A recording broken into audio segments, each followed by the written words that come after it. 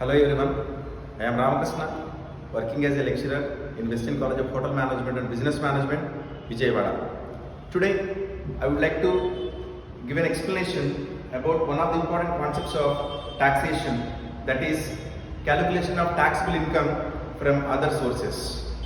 If you see, there is a purpose behind the calculation of taxable income of other sources. As an individual or as a person, we are getting some kind of income through salary, through house property, through capital gains, or gain from profession, or profit from business. Okay, so these are the only heads of incomes. If there is an income which is not cover any one of the heads, that is comes under income from other source. Means sometimes as an individual we are getting some unexpected income. Unexpected income in the sense, suddenly if you get any kind of lottery prize or betting money or any rent from vacant land, or if you get any kind of dividend from any other party or interest on bank deposits, like that there are certain categories of incomes so which are not covered any one of the heads. So all these comes under income from other sources. So in this session we just wanted to see how things are going to be happening in case of an individual, how the person is getting income from other source, whether he is going to be paid tax on other incomes or not, we will see in this particular session. Here also, so there is a problem, this is a problem and this is a solution on my left. You should see how things are going to be happening in that particular case. First, Mr. Ranjit, resident, gives the following information which is related to his previous year. First one, dividend on equity shares rupees 600.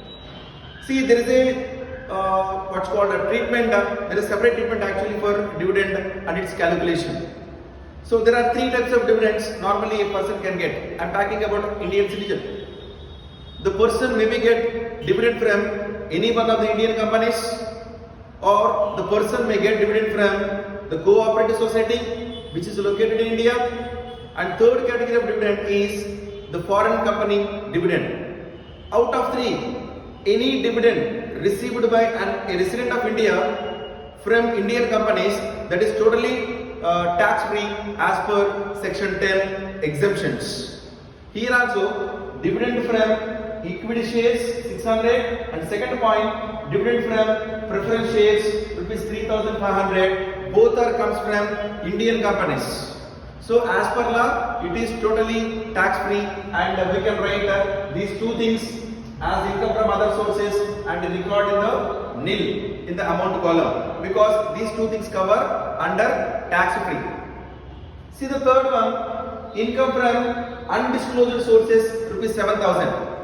Here it is undisclosed source, means it is comes under other incomes head, it could be taxable as per the law. Income from undisclosed sources, you write 7,000 in the amount column. And fourth one, income from letting on hire of building and machinery under lease rupees 30,000. See, sometimes people are generating a kind of money by giving some kind of properties on lease purpose. For example, the cranes, the proclanes what we have, and also heavy machines, okay, the rail machines what we have. So people use it to get money by giving some kind of lease. That is also one of the incomes of sources of a particular individual. So we should write that one. Income from letting on hire of building and machinery 30,000. If there is any expenditure spent in order to get that particular income, that could be recorded in the deductions. Okay, so that could be what's called the end one, end side we are going to be do the calculation. Next one, interest on bank deposit 3,200. Of course, any interest on bank deposits, any interest on government deposits or company deposits, whatever it may be, that could be comes under other incomes, it could be recorded. Interest on bank deposits 3,200, we should show on amount column. And the next one, income received on ground rent rupees 6,000. So income received on vacant land, income received from the ground. So these all are comes under other source of income. So as per law, it is comes under taxable. You should record in the amount field as it is. And next one, director's sitting fees received is 4,000. Okay, see, as a company director, we used to participate in many meetings. We are getting some kind of revenue on it. So that is also one of the other source of income. It could be recorded as it is income. Director's sitting fees received 4,000 as other source of income. We should record. But if director is getting salary, that is comes under heads of salary. Okay, if any sitting fees, okay, by conducting a counseling session or by conducting any kind of event, if director is getting any kind of event income, that is comes under other incomes as per the law. And next one, winning from lotteries, net received 7,000. It is one of the areas where we have to focus. Generally on betting, on lottery winning, on horse races winning, people are getting only net income. See here, as a taxation student, you should calculate the gross amount by using a formula. The formula is the 7,000 what he is getting as net income into 100 by 70. It is the standard formula in order to get the gross value of the lottery money. See here, winning from lottery, gross is net is 7,000. You should find out the gross by multiplying 7,000 into 100 by 70. You will be getting the gross amount of 10,000. That could be comes under taxable. Okay. And next one, very important area, that is the gift received. As an individual, we are getting some kind of gifts in a particular assessment year. Okay, so there are two ways we are getting gifts from, generally from our relatives and from our family members. The family members consist father, mother, brother, sister, wife, husband, and grandparents. These people are giving some kind of gifts to you for different occasions. So any kind of gift or any kind of property you are receiving from your blood relatives, it is going to be tax free as per the law. Okay, that is first point. And the second type of gift we are getting from the family friends. Okay, so friends or relatives, we are getting some kind of gifts. So there is a relaxation for those gifts also, that is up to 50,000. It could be relaxation and it could be tax free. After that, it is comes under taxability.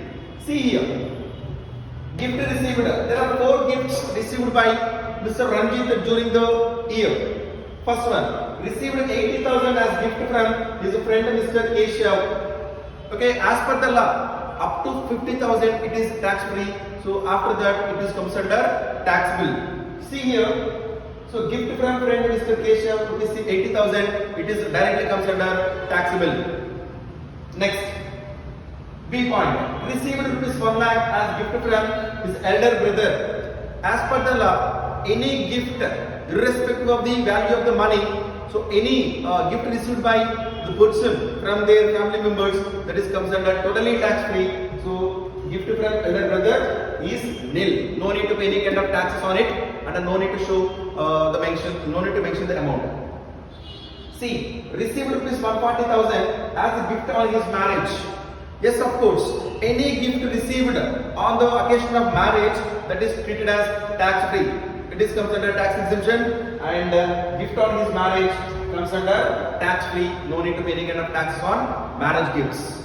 And finally, received a gift from his grandmother, rupees 40 lakhs.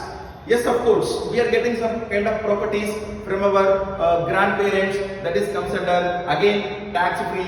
So, but we have to record and we should show nil in the amount of field. So, total gifts, he got 4 gifts from 4 different people. So, only 80,000 comes under the taxable, remaining things comes under tax free. So, once if you calculate the table, you should add the incomes.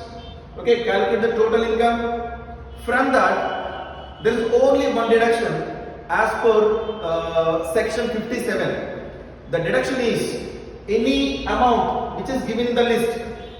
In order to get any kind of amount, if you spend any type of expenditure, whether it is personal expenditure, that is personal related thing, if it is capital related thing, that is comes under deductions under section 57 as per law, for your information.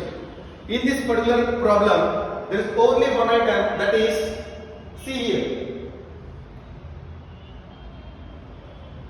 Only one thing, that is expenditure. Okay, if the person is going to be spend any type of expenditure, okay, so in order to get income on letting hire of building and machinery, that person spent nearly 500 rupees, okay, as an expenditure or as an amount. So that 500 rupee comes under deductions. You should write in the deduction column.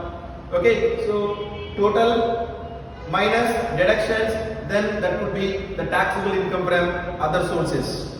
There are three important points to be noted before doing the solution.